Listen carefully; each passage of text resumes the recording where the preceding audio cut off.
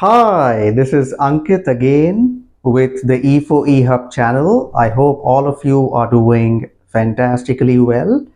I have another quiz for all of you to test your English fluency. Okay, this is quiz number 6. And if you want to do the previous quizzes, I will have the links of those quizzes near the eye icon and in the description. So you can always go back or click on those links there. Now, if you already have done this quiz, you don't need to listen to me describing the rules. But if you are new here, then the rules are simple. There are two sentences. There is a sentence on the top, which is a complete sentence. And then there is a sentence at the bottom, which is an incomplete sentence. We need to complete the second sentence by completing the blank, but we need to use the keyword that is provided and combine that keyword with other words. So we complete the blank and the second sentence echoes the meaning of the first sentence. That is what we technically call the ability to paraphrase. Paraphrasing means you want to echo the meaning, but you can change the grammar and the structure. In this quiz, however, you also can't change the structure. You can simply fill in the blank with a minimum of 3 words and a maximum of 6 words. But that keyword should be used in its raw form. You can't change the form or the tense of that keyword. That's the whole skill, ability to paraphrase, echo the meaning. And this will eventually make you a fluent user of English, because when you are fluent, you're able to do one thing in 5 or 6 different ways, convey one idea in a variety of different ways. And that's what we are trying for. Let's look at this example. The sentence is, I wish I had subscribed to this channel. The keyword is regret.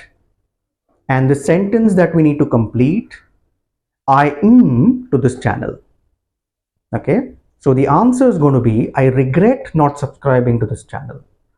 Now, why did I do this? Because the meaning has to be echoed. When I say I regret not doing something, what I mean is I wish I had done something. Okay, so that's the whole idea. Are we clear about it? All the very best. Do all the 10 questions. Don't leave it midway. And it's okay if you make mistakes. It's okay if you stumble along the way.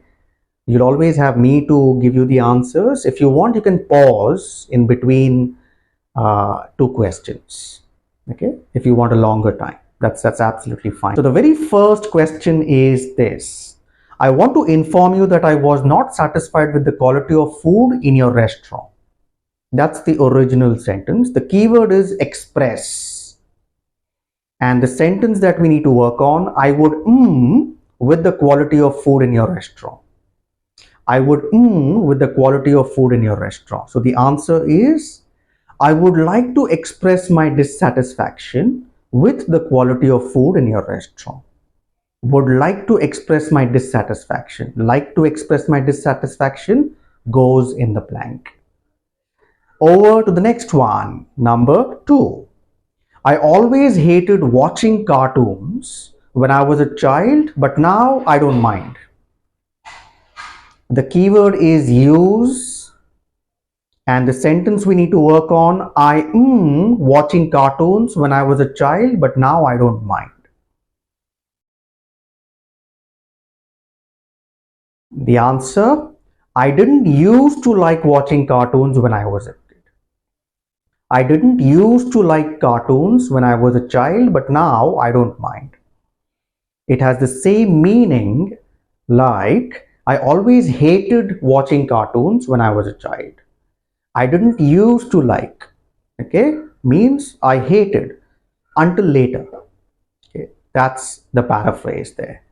Number 3, this is your second warning from me this month about being late for meetings. The keyword is not, and the sentence we need to work on, this is the second time this week that I am be late for meetings. I am be late for meetings. So there are 2 possible answers for this question. The first and the most obvious answer would be, this is the second time this week that I have warned you not to be late for meetings. Instead of warned you, you could also say told you. Okay? That I have told you not to be late for meetings. Both uses the keyword not, so we are good to go. Okay? How about the next one, number 4? I think Gary must have started working out recently because he is in good shape now. I think Gary must have started working out recently because he is in good shape now. The keyword is has. Has. And the second sentence that we need to work on, it looks as work out because he is in good shape. And the answer is, it looks as though Gary has recently started to work out. Instead of though, you can also say if. It looks as if Gary has recently started to work out because he's in good shape. Okay, so that's what we are doing here. Number 5. We wanted to continue a mountain trek, but the weather was too bad. And the keyword is like. The second sentence which we need to complete, we with a mountain trek, but the weather was too bad.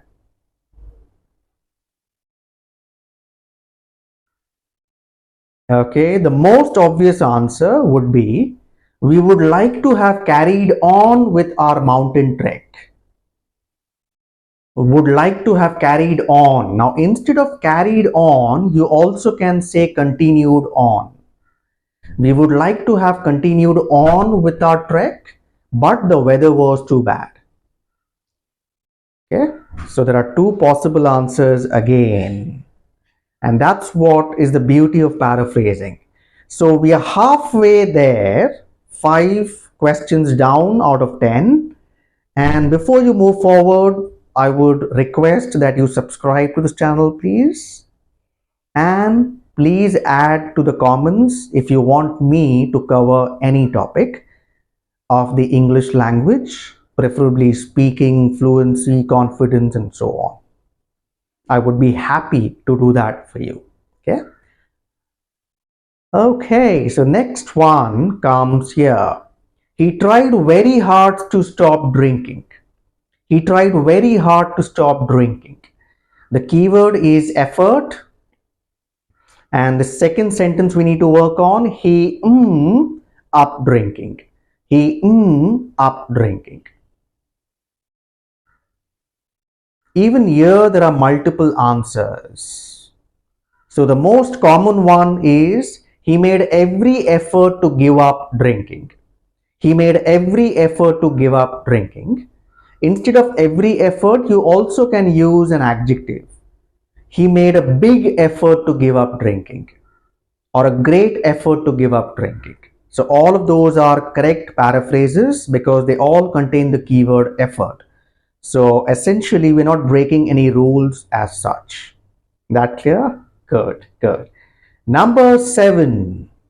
She didn't like the fact that he had been treated so badly. She didn't like the fact that he had been treated so badly. The keyword is being, as in the past participle, being. Not the past participle, it's the ing form of the to be verb, being. And the second sentence which needs completing, she objected so badly. There are 2 answers even in this question. So the first one could be, she objected to him being treated so badly, or you also could say she objected to his being treated so badly. Him being treated so badly, his being treated so badly. To him, to his, right? There are 2 possible answers. Both are grammatically correct and both have the same meaning. So we are essentially not changing anything at all, right? Number 8. The manager was surprised when her subordinate said he would not work overtime. The manager was surprised when her subordinate said he wouldn't work overtime. The keyword is refusal. And the second sentence, the subordinate's as a surprise to the manager. So how do we fill the gap with the word refusal? The answer is the subordinate's refusal to work overtime came as a surprise to the manager. Came as a surprise to the manager. That's the answer.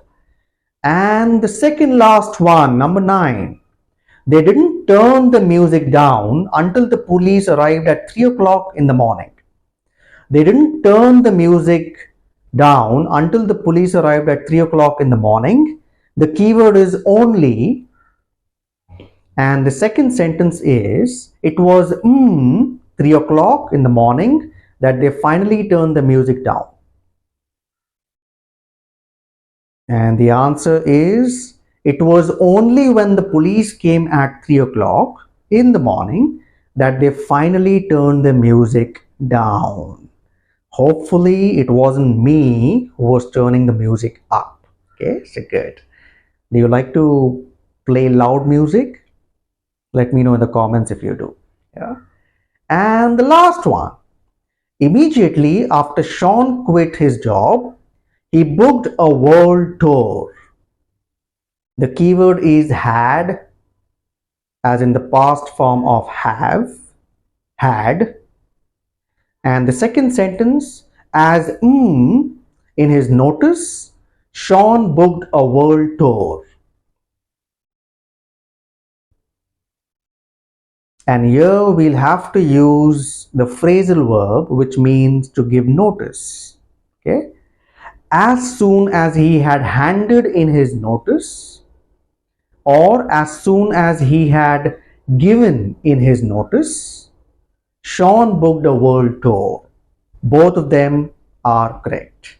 Handed in his notice or given in his notice. Both are correct forms and the meaning does not change.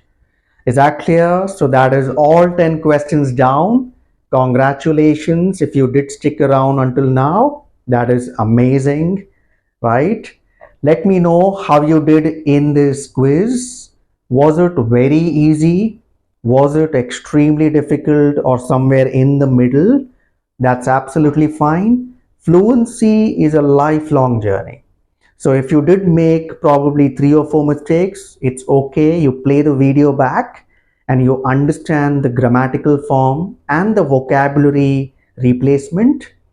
If you don't get it, please drop it in the comments and I will see what I can do about it. I will explain it to you in a simplified manner.